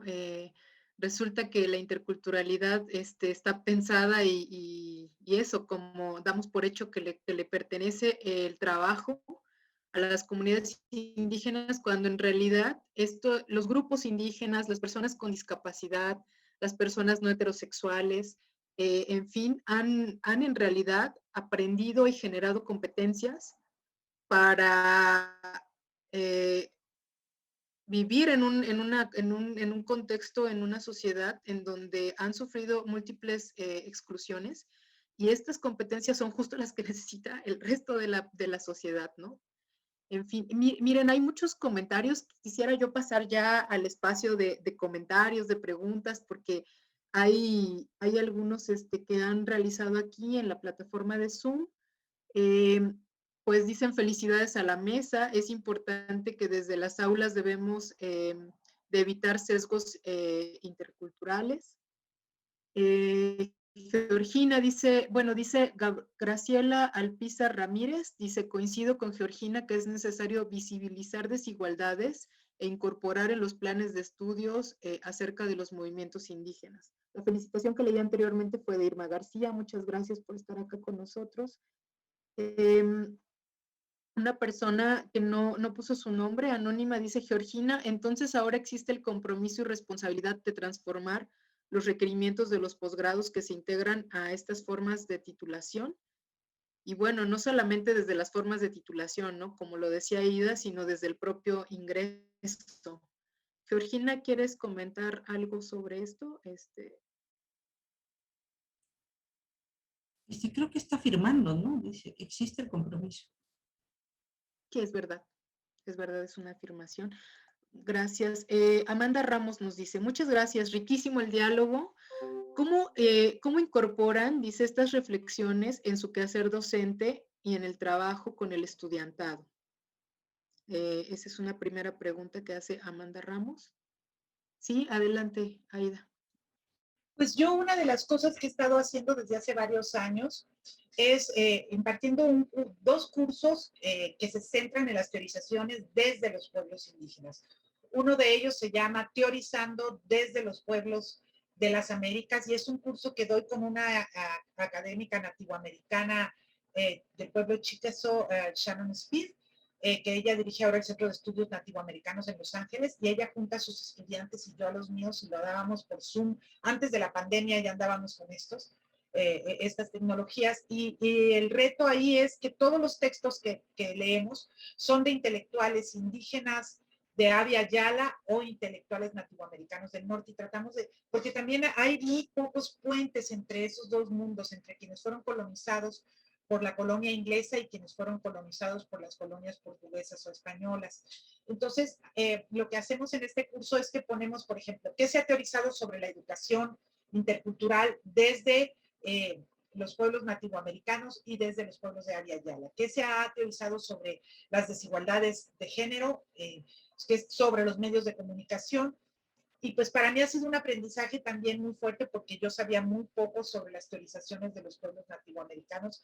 En la Escuela de Antropología aquí en México, ni en Stanford me enseñaron nada de lo que estaban teorizando las compañeras Cherokee, las compañeras Apachelipan, las compañeras, sabía mucho más, por supuesto, de lo que se hacía en América Latina, porque ha sido un diálogo que han sido fundamentales para mí, con las compañeras de Cajlá, con las compañeras de la comunidad de historia mapuche, pero no sabía del norte. Entonces, este es uno de los cursos que yo imparto. Ahorita voy a compartir aquí yo siempre me gusta en estos espacios aprovechar para compartir los links. Les voy a compartir el programa de este curso. Y otro curso que estamos dando es uno que se llama Epistemologías de la Descolonización. Ese lo di con Jenner Llanes y con Mariana Mora. Y es un curso en donde es una crítica a estas teorizaciones de los grupos colonialidad, modernidad y de los estudios descoloniales, planteando que la crítica al colonialismo ya ha estado en la Abya Yala desde muchos otros estrategias textuales, desde el Manifiesto de Barbados, desde Quintín Lame en Colombia publicó un texto muy importante en los años 30 sobre el tema. Entonces es como recuperar nuestras propias genealogías intelectuales desde otros referentes. Ese es otro de los cursos que nosotros impartimos. Bueno, esa es una lucha a nivel de la currícula. A nivel de las estructuras institucionales, pues esto de la acción afirmativa, yo voy a seguir peleando en Ciesas por esto. Ahora estoy molestísima que rechazaron a la compañera mapuche del programa. Vamos a mandar una carta al CAPA. Creo que tenemos que transformar las instituciones. Es un primer lugar, espacio de lucha de nuestras trincheras, las instituciones donde estamos. Y el tercer asunto para mí ha sido fundamental, pues que para mí la investigación, para hacer libros que se metan a bibliotecas, que se lean por académicos, que van a hacer otros libros, que se quedan en bibliotecas, no tiene ningún sentido. Yo creo que la investigación tiene que estar hecha en diálogo y con y para los movimientos sociales con los que trabajamos. Entonces, cada vez que yo publico un libro académico, y ese ha sido un compromiso desde mi primer libro, que fue un libro sobre los campamentos de refugiados en Chiapas, por cierto, de tener algún otro documento que pueda tener una divulgación más amplia. Este primer libro tenía un cómic, una novela gráfica sobre la historia de Siscao. Me acuerdo, estoy hablando de los años 80, programas de radio, del mundo audiovisual, podcast.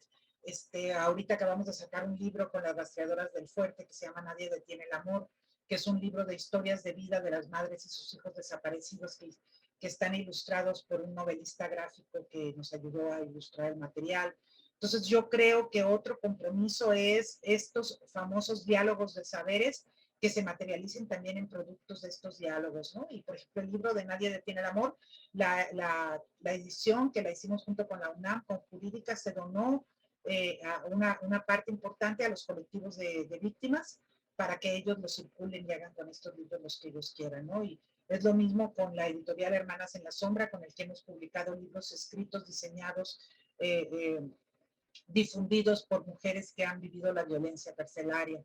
Entonces, pues para mí la apuesta está por ahí, ¿no? Por transformar las instituciones, por transformar la currícula y por transformar la forma en que hacemos investigación. Muchas gracias, Aida. Eso estaba pensando justo en Hermanas en la Sombra, pero qué bueno que ya lo retomaste. Georgina. Bueno, yo creo que básicamente mis espacios son dos, ¿no? Uno, pues sí, también tiene que ver con la academia y con esta influencia, y yo no sé si tengo tanta, ¿verdad? Porque yo no creo, ¿no? Yo estoy en posición de desventaja en estas instituciones, Entonces eso también tiene una limitante, ¿no? Entonces yo lo que trato de hacer es de que procuro justamente estas reflexiones que yo les comento y les digo, en el sentido de incluir en la currícula y que también formar parte de del equipo, de la gente que diseña el asunto de los programas de estudio, pues procurar siempre colocar los temas y la bibliografía que existe en América Latina sobre los movimientos y específicamente sobre mujeres indígenas, ¿no? Que yo creo que sigue siendo también una gran ausente. Entonces yo aquí en la Universidad Intercultural siempre doy una materia que se llama Género como Identidad y tiene justamente una unidad que habla acerca de los movimientos de mujeres indígenas, específicamente del zapatismo, y ahí meto, ¿no? Como la bibliografía existente, ¿no? Lo digo limitantes porque muchos de esta, aunque a pesar de que tenemos, ¿cómo le llaman?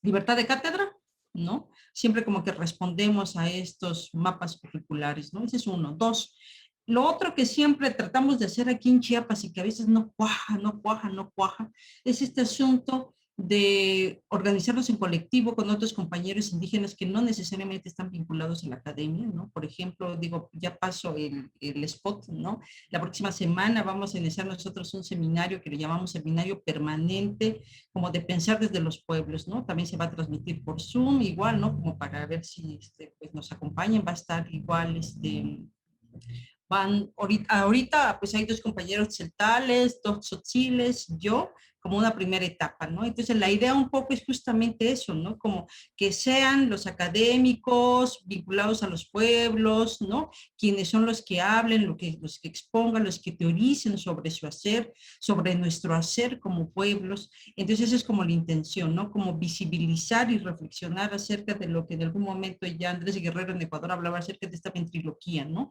De que no sean otros y otras quienes hablen a nombre de los pueblos, sino que sean los mismos académicos indígenas quienes, pues sí, ¿no? Como que plasmen, visibilicen justamente toda esta teoría. Tuvimos un montón de discusiones de manera como equipo diciendo, si queremos esto, dónde queremos incidir, por qué la academia, por qué no los pueblos, ¿no? Entonces, o sea, es una discusión en la que generalmente nunca terminamos porque siempre decimos, el chiste es lanzarnos, porque como estamos siempre teorizando, sobrepensando, pensando de más, entonces decimos, no, mejor entonces que las reflexiones se queden de manera interna y ya no sacarlas, ¿no? Como a la luz. Entonces, pues esos son como los espacios, ¿no? Como esta intención siempre, más o menos desde el 2000, como esta intención siempre como de articularse a otros académicos, a otros jóvenes indígenas, ¿no? Que de alguna manera como que marquemos, no queremos marcar ruta, ¿no? Pero sí queremos como decir, aquí estamos, aquí está aquí hay un grupo, ¿no? De gente pues que está preocupada por este asunto de reflexionar y visibilizar estos pensamientos y que seguramente en el caso chiapanecos pues hay un montón, ¿no? Pero también hay un montón de gente que está reflexionando, pensando cómo se piensa en la comunidad desde los pueblos, ¿no? Entonces, eso es como más o menos como los dos espacios en los que he estado, ¿no? Muchas gracias, Georgina y Aida. Georgina, y una bueno, pregunta nada más rápida. ¿No tienes, ahorita que estoy yo aquí posteando todo, no hay todavía invitación ya hecha para Pensar desde los pueblos que nos pudieras compartir? No, todavía no tenemos cartel, porque se demoraron con el cartel, pero ya va a salir el cartel creo que estos días porque va a ser el miércoles próximo, ya nos demoramos, pero va a ser el miércoles. Sí, si no los compartes con Dalia y Dalia lo puede compartir con la gente. Listo, sí. Claro que sí, yo puedo postearlo en la página de TLV y también del Congreso, por supuesto, de Molíes, y bueno, acercarlo a quienes nos siguen. Pues miren, en relación con esto que han estado compartiendo ahora mismo respecto al reconocimiento de la palabra, del pensamiento y de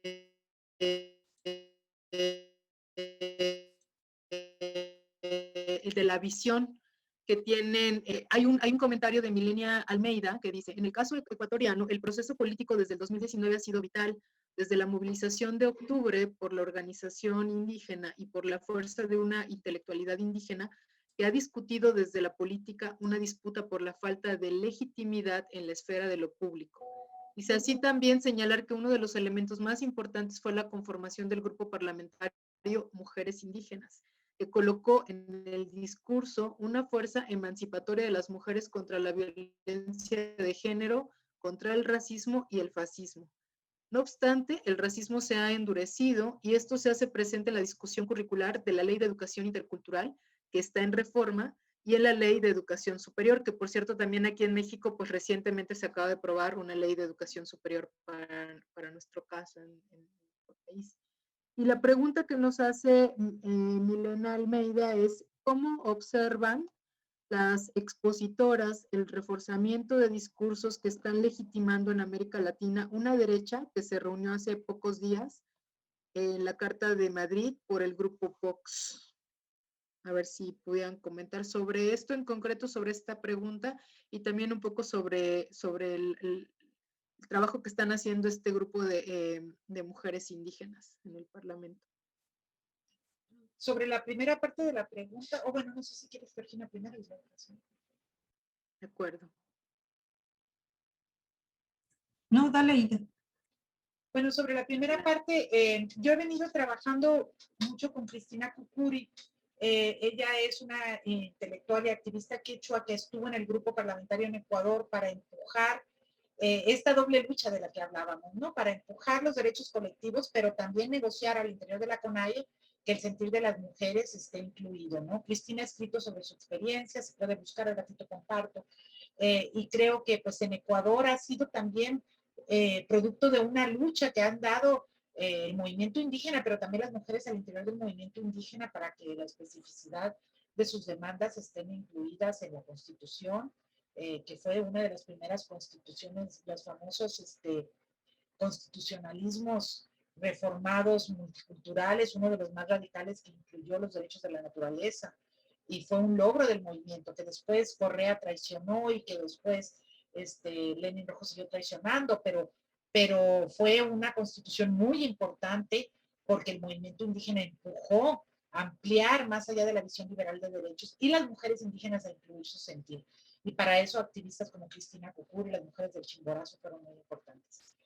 Y bueno, como anécdota, Cristina me contaba, yo le preguntaba, ¿cómo empezaron ustedes a meter esta cuestión de género en la discusión de la Constitución? Y me decía, pues cuando yo estaba muy joven llegó a nuestras manos allá en el Chimborazo, Ecuador, la Ley Revolucionaria de Mujeres de las Zapatistas. Y cuando yo leí este documento, nosotros le planteábamos a los compañeros, bueno, ¿y qué onda con las mujeres? Y decían, no, eso es de las mujeres de la ciudad, de las mujeres blancas, eso no tiene que ver con las mujeres indígenas. Dice, la Ley Revolucionaria Zapatista nos sirvió para decirle a los compañeros, claro, miren, las mujeres indígenas de Chiapas dicen que las mujeres tenemos también algo que decir con la autonomía, ¿no? Entonces, también es interesante cómo circulan estos documentos.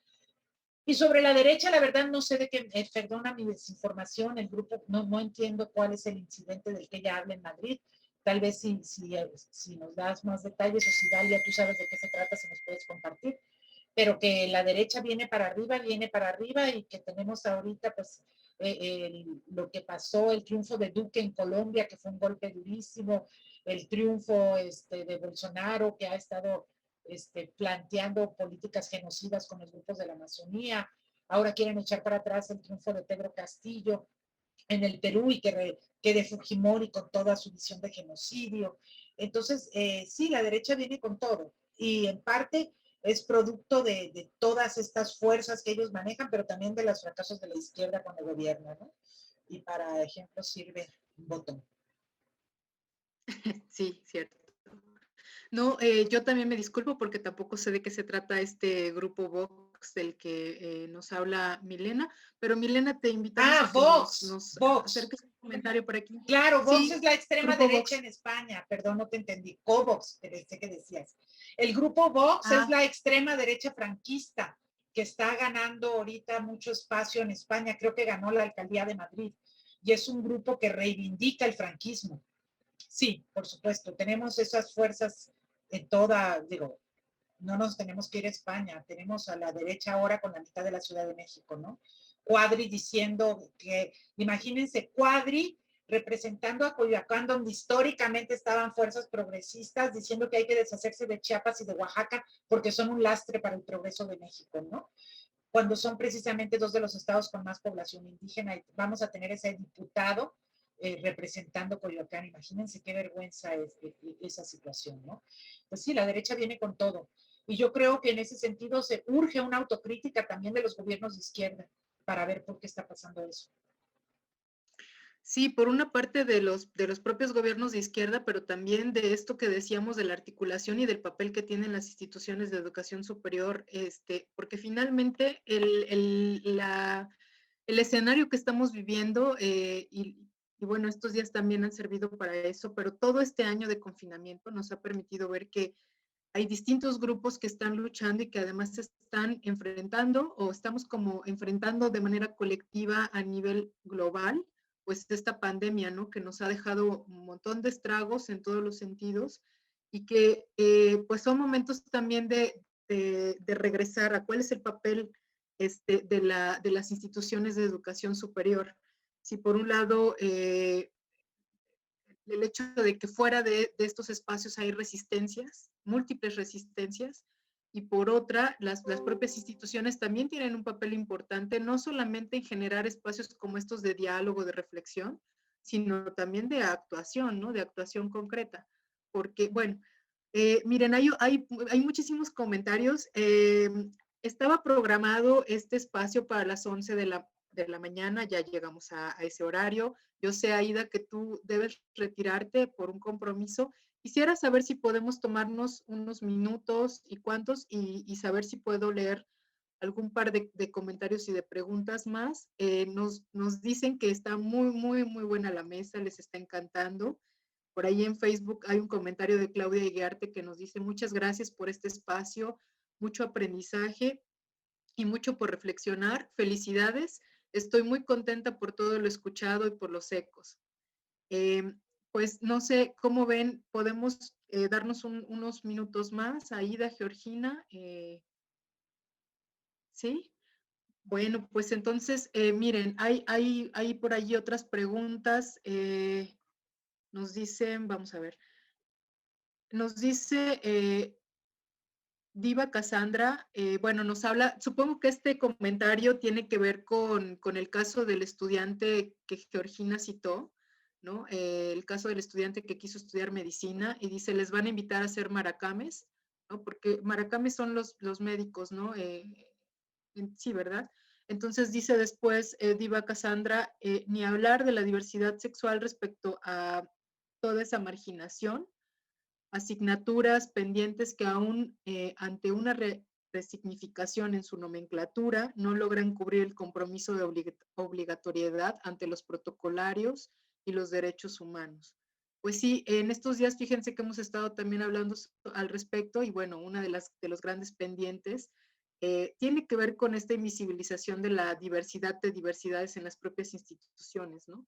Todos los protocolos que hay, por ejemplo, en el caso de atención de acoso y hostigamiento sexual, están, bueno, no todos, no, no quiero caer en una falacia de generalización apresurada, ¿no?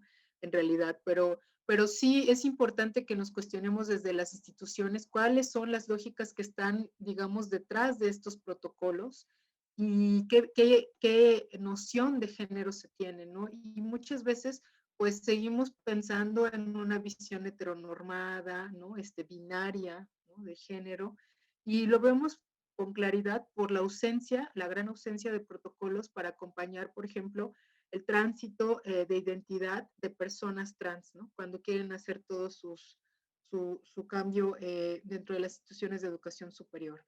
Dice Diva Cassandra, acá en Nayarit, mejor dice que mejor te lo cuenta después, Aida. Dice que la Comisión de Igualdad de Género y Familia lanzó la convocatoria para elegir a 4 mujeres como concejales en puestos honoríficos. Dice, yo estoy justamente finalizando la maestría de estudios de género y aún demostrando mi capacitación y desarrollo ante CONACYT y trabajos que me dan experiencia en esto por ser transexual, no fui una de las 4. Entonces, bueno, pues sí, ¿no? Hay distintas razones. Carolina Franco Arroyave nos dice, para una universidad no intercultural, ¿qué elementos son claves para crear una política intercultural? Georgina, me parece que es más dirigida. Yo creo, bueno, Adelante. voy a retomar lo que decías hace rato, ¿no? En el sentido que mencionabas que el tema de la interculturalidad, como no debe de ser exclusivo de las universidades interculturales, todo este asunto del aprendizaje de una lengua originaria o el vínculo con la comunidad, es un hacer de la universidad, ¿no? yo creo que deberían, y yo creo, eso lo han estado haciendo, lo he visto, ¿no? He visto en otras instituciones como por ejemplo lo que menciona ahí de la UNAM, la Ibero, por ejemplo, ahora tiene todo un eje transversal sobre interculturalidad, ¿no? Y que yo decía, ah, bueno, entonces, o sea, sí, o sea, están retomando, lo están visibilizando ya en la institución. Entonces yo creo más bien que, pues, es reflexionar sobre el entorno en el que están. Por ejemplo, el UNAM y la Ciudad de México, ¿no? La diversidad que decía Aida en el sentido de la conformación del territorio, ¿no?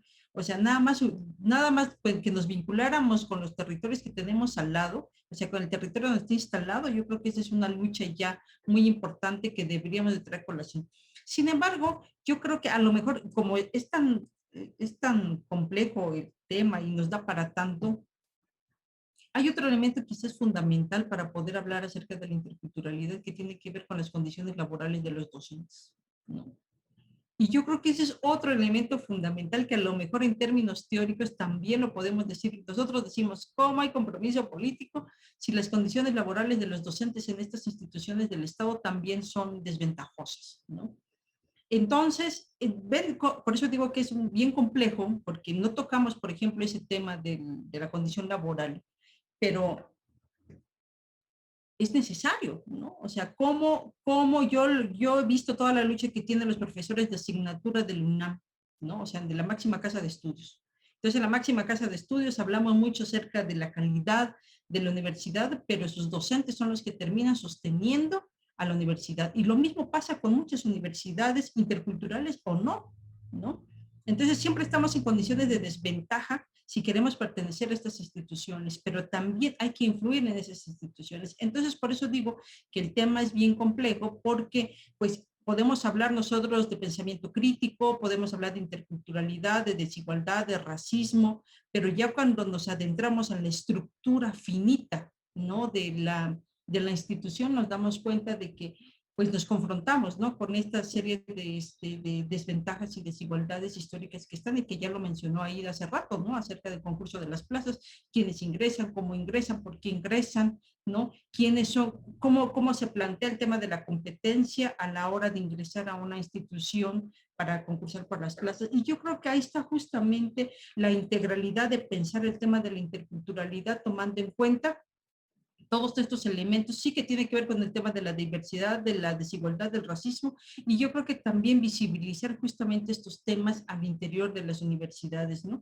Y yo creo que eso lo pueden dar quienes hemos vivido el tema de la desigualdad y del racismo, ¿no? Y no porque sea un tema exclusivo de vivencia personal, sino porque de alguna manera lo puedes teorizar, pero también lo puedes visibilizar en términos de tu cuerpo, de cómo te ha afectado en términos subjetivos, ¿no? Entonces, yo creo que es mucho más, yo creo que es necesario justamente pensar en eso y que bueno, yo creo que también otro elemento fundamental pues es visibilizar, ¿no? La serie de conocimientos, ¿no? Que tenemos nosotros a nuestro alrededor. Yo me refiero mucho a los conocimientos indígenas y a los conocimientos de mujeres indígenas porque es donde yo he estado metida, ¿no? Y el territorio donde están ubicados estas universidades y de donde yo provengo, ¿no? Entonces, seguramente, como nos has compartido las preguntas, pues existen otras experiencias que tienen que ver con el tema de la discapacidad, el tema de la diversidad sexual, ¿no? Que yo creo que eso es muy importante también como visibilizar en estos espacios y que no necesariamente solamente es un tema exclusivo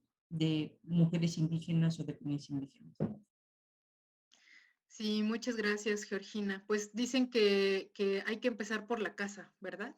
Y cuando hablamos de los temas de igualdad y de generar políticas para que tengamos políticas de equidad y generar mecanismos o crear mecanismos para ello, pues hay que empezar por la propia casa. Nos dice Belkis Maritza Acosta Vargas, hay que trabajar mucho en lo que es la responsabilidad universitaria con toda la comunidad educativa, no nada más el estudiantado, sino el profesorado, personal técnico, manual administrativo, todas las personas que formamos las comunidades universitarias.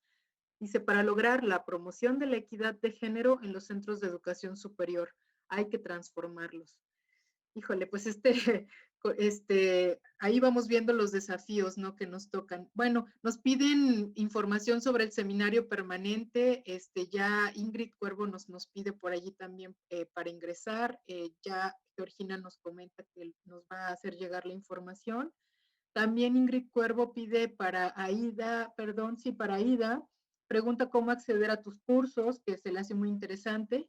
Dice que ella acompaña un semillero de investigación de diversidades e inclusión y que están empezando a explorar temas similares. Aida.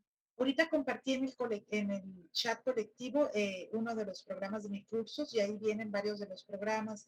De momento no, ahorita estamos apenas en proceso de selección para el doctorado, no estoy dando cursos ahorita. Entonces no hay, generalmente yo acepto oyentes cuando quieren entrar a mis cursos, pero ahorita estamos en proceso de selección para abrir la nueva generación. Pero los programas y las lecturas ahí están y se pueden acceder a ellas. Buenísimo, muchas gracias, Aida. Ella misma nos dice que en Colombia están construyendo la Asamblea Nacional Popular Feminista y dice, en algún momento podrían acompañarnos. Dice, ¿cómo podemos ponernos en contacto? Y bueno, les manda muchos saludos una profesora de profesores, Ingrid Cuervo. Pues ahorita yo creo que pueden compartir en el chat sus correos electrónicos, y bueno, también Aida tiene por ahí un blog con mucha información respecto a su trabajo. Hay una pregunta que quisiera yo leerles, y bueno, hay muchísimos comentarios y preguntas. Nos dice Amanda Ramos, nos dice, ¿qué reflexiones pueden compartir sobre la dimensión espiritual en las luchas, en el trabajo académico, en el trabajo político y de construcción de conocimiento? Dice que ella cree que es una dimensión importante, pero que se ha despreciado, tanto por parte del feminismo como en la academia. No sé si quieran comentarnos algo sobre esta dimensión espiritual en las luchas, en el trabajo académico y en el trabajo político. Quien guste. Adelante, Gir. Quieren rápido. Pues imagínense que bueno, yo lo he visto, o sea, en general, los movimientos de mujeres indígenas a nivel latinoamericano siempre, siempre, siempre se ha colocado como el tema de la espiritualidad, el tema de los rezos, el tema de las plegarias como un elemento político. Siempre han estado presentes en la apertura de un evento, en la apertura de un congreso, etc., ¿no? O sea, siempre ha estado como parte de la movilización de los pueblos, ¿no? La academia lo vio después y después ya lo analiza, ¿verdad? Pero en términos prácticos, los movimientos siempre lo han tenido, ¿no? ¿Quiénes han estado teorizando sobre eso y colocándolo, lo que yo les decía hace rato, ¿no? Las mujeres mayas de Caglá, ¿no? En varios de sus libros, justamente una fuente de pensamiento fundamental y de reflexión política pasa por el tema de la espiritualidad, ¿no? La espiritualidad es un eje de su proceso metodológico para pensarse desde los movimientos y en su participación como mujeres. Ahí digo, lo podemos ver de manera escrita, ¿no?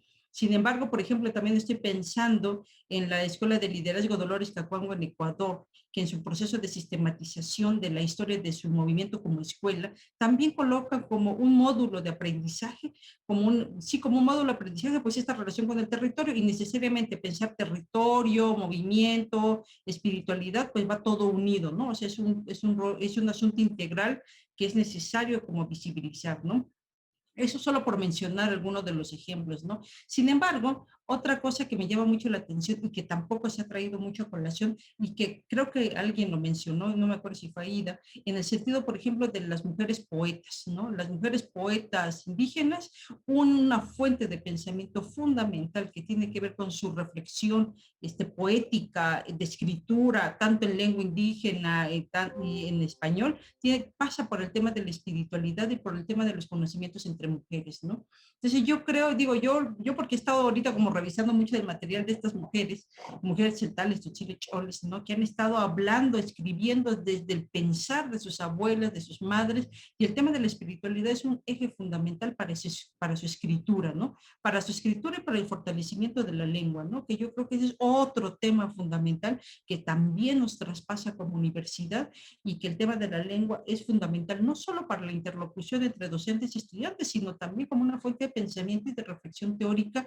de nuestros mismos estudiantes y en este caso de los poetas indígenas. Entonces yo creo que si bien es cierto que el tema de la espiritualidad de los términos académicos ha sido invisibilizada, no así con el tema de las comunidades, los movimientos y las teorizaciones que vienen desde las mujeres indígenas y que efectivamente hay que traerlas a colación y que yo creo que es muy importante, pues sí, como una forma de relacionamiento con nuestro entorno, con la familia, pues en realidad, pues sí, con la comunidad en sí, ¿no? Sí, pues justo creo que esta pregunta también nos lleva a pensar en las formas en las que tenemos de, pues no sé si de fragmentar, pero sí de ir de algún modo, pues percutiendo esta idea moderna, ¿no? De separar lo espiritual de lo racional, ¿no? Y que bueno, estos resabios modernos han tenido muchos impactos y consecuencias que en estos tiempos de COVID-19, de crisis, estamos viviendo en carne propia, ¿no? Miren, pues para ir cerrando, Elia Pérez Nasser comenta bueno, que Mara Viveros recientemente en un seminario del PIEG refirió que el concepto de raza deriva del racismo y no al revés. Dice que ya que sin racismo y sin racialización no existiría la raza. Esto por lo que comentaba Aida hace un momento, ¿no? Y finalmente, pues una pregunta por ahí de Ruby Lisbeth Espejo Lozano, dice que es una pregunta para ambas. ¿Cómo han dinamizado los espacios institucionales para dar apertura a nuevos lenguajes que rompan con las estructuras de acomodamientos, las cuales, al estar en tendencia, impiden las voces de las personas que hasta este momento empiezan a comprender y no van tan rápido como es la misma tendencia incluso en estos temas? Gracias. ¿Cómo han dinamizado estos espacios institucionales? Yo he sido un fracaso. El CIESAS es inamovible.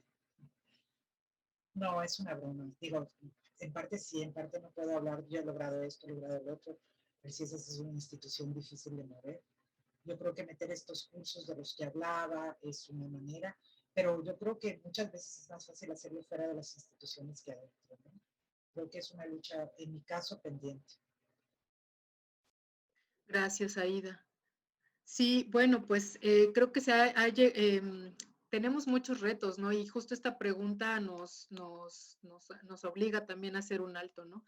Sin embargo, bueno, como en estas mesas que les comentaba durante estos días también hemos visto, sí hay algunos avances, es necesario seguir trabajando y sobre todo este asunto de que las instituciones puedan hacer este trabajo vinculado con, para las comunidades con las que pues también estamos, de las que nos estamos de algún modo integrando, conformando como comunidad. Hay felicitaciones, hay saludos, hay por ahí gente que les acerca su correo electrónico, que quieren estar en contacto con ustedes, que quieren también saber pues más sobre su trabajo. Aida ha estado copiando en el chat, poniéndoles, acercándonos algunas de los links, entonces pues les invitamos a visitarlos. Y pues ya es hora de que vayamos cerrando esta mesa. Yo agradezco mucho por el interesante diálogo, estuvo muy, muy, muy rico. Muchas gracias a quienes nos acompañan del otro lado de las pantallas. Esperemos que hayan disfrutado tanto como yo, como Georgina, Ida, de este diálogo.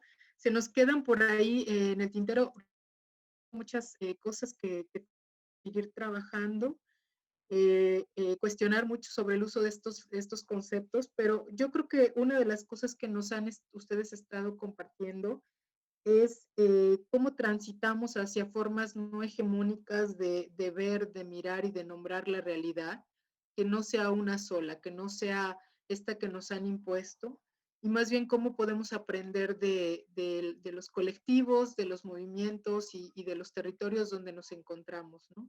Para aprender de estas teorizaciones encarnadas de las que hablaba Aida, para aprender de estas sistematizaciones que han estado realizando las mujeres de sus historias de opresión, como Georgina nos invitaba. Pues les agradecemos muchísimo, en verdad, Georgina e Ida, que estén con nosotros el día de hoy. Y pues invitamos al público y a ustedes también a que nos acompañen a la siguiente. Ya solamente nos queda una mesa por cada uno de los ejes temáticos, donde habrá ponencias también y después se hará un espacio de plenaria para compartir algunas de las reflexiones que hemos estado trabajando durante estos 2 días y medio, ya casi 3. Y pues eso, desearles una feliz tarde, agradecerles por estar aquí. Muchas gracias y un abrazo. Y pues les invitamos a compartir por allí la imagen de la compañera de Ciesas, y esperando que estas acciones también colaboren para que pronto la encontremos y bueno, sana y salva. Pues les mando un abrazo. Que Hasta tengan luego. buen día. Gracias. Adiós, Georgina. Adiós, Gracias, Dalia. Aita. Chao. Nos vemos. Hasta luego. Chao.